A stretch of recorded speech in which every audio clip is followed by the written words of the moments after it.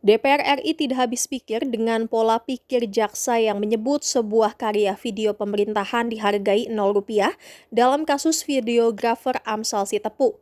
Sebelumnya Amsal Sitepu menjadi sorotan usai videonya viral saat memakai rompi tahanan kejaksaan, menangis di pengadilan dan menyebut bahwa dirinya telah dikriminalisasi. Pasalnya Amsal Sitepu bekerja sebagai videografer dan dibayar selayaknya secara profesional. Namun demikian, Amsal Sitepu dituntut 2 tahun penjara dalam kasus dugaan korupsi proyek pengelolaan instalasi komunikasi dan informatika dan pembuatan video profil di Desa Kabupaten Karo, Sumatera Utara. Dalam pernyataannya di persidangan, jaksa menilai bahwa seharusnya video yang dibuat Amsal untuk desa di Karo itu dihargai Rp0. Pola pikir jaksa itu kemudian membuat seorang anggota DPR RI, Irjen Purnawirawan Rikuwanto heran. Pasalnya, kata Rikuwanto, pekerjaan kreatif saat ini justru harus dilindungi dan dihargai. Sebab di tengah gempuran kecerdasan buatan alias AI, hanya kreativitaslah yang tidak bisa dicuri oleh AI. Maka menurutnya jelas, jaksa dalam kasus Amsal Sitepu memiliki kekeliruan berpikir apabila video iklan yang dibuat Amsal Sitepu untuk sebuah desa di Karo hanya dihargai Rp0. Sehingga kasus korupsi yang menjerat videografer Amsal Sitepu menurut Rikuwanto terlihat sangat dipaksakan. Maka fraksi Partai Golkar pun meminta agar Amsal Sitepu dibebaskan dari tuduhan kasus korupsi pembuatan video profil desa di Karo, Sumatera Utara. Sebelumnya di hadapan Komisi 3 DPR RI, Amsal Sitepu juga mengaku trauma bekerja sama dengan pemerintah usai diseret-seret dalam kasus korupsi. Oleh karena itu dia memilih untuk tetap melawan karena merasa tidak bersalah. Hal ini juga diharapkan peristiwa yang menimpanya tidak menimpa konten kreatif lainnya. Tahun sidang 2025-2026, Senin 30 Maret 2026. Terkait kasus saudara Amsal Kristi Sitepu di Pengadilan Negeri Medan yang telah menarik perhatian masyarakat, serta berdasarkan berbagai informasi dan data perkembangan penanganan terhadap kasus ini, maka Komisi 3 DPR RI menyampaikan beberapa hal sebagai kesimpulan, yakni 1.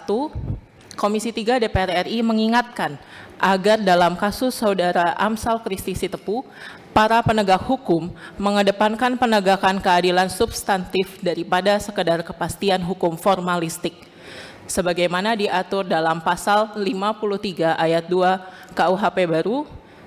Secara substantif, kerja kreatif videografer tidaklah memiliki harga baku tertentu, sehingga tidak bisa dikatakan terjadi penggelembungan atau markup dari harga baku, termasuk melahirkan ide atau konsep kreatif awal, kerja pengeditan atau editing, pemotongan video atau cutting, dan pengisian suara atau dubbing, merupakan kerja kreatif yang tidak bisa secara sepihak dihargai Rp0. Komisi 3 DPR RI mengingatkan bahwa prioritas pemberantasan korupsi bukanlah sekedar pemenuhan target pemenjaraan orang secara semena-mena, melainkan memaksimalkan pengembalian kerugian negara. Dalam kasus saudara Amsal Kristi Sitepu dengan nilai kerugian keuangan negara sebesar Rp202 juta, tujuan penegakan hukum akan lebih tercapai jika sejak awal dimaksimalkan pengembalian kerugian negara. 3. Komisi 3 DPR RI meminta agar para penegak hukum mempertimbangkan putusan pengadilan tidak menjadi presiden yang kontraproduktif terhadap iklim industri kreatif di Indonesia karena ancaman pidana atau overkriminalisasi dengan orientasi keadilan retributif atau pemenjaraan.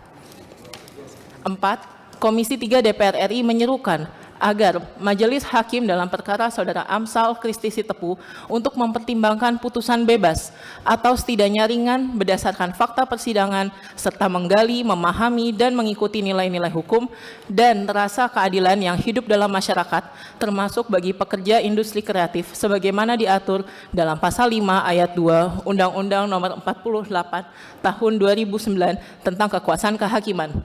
Jangan lupa subscribe ya.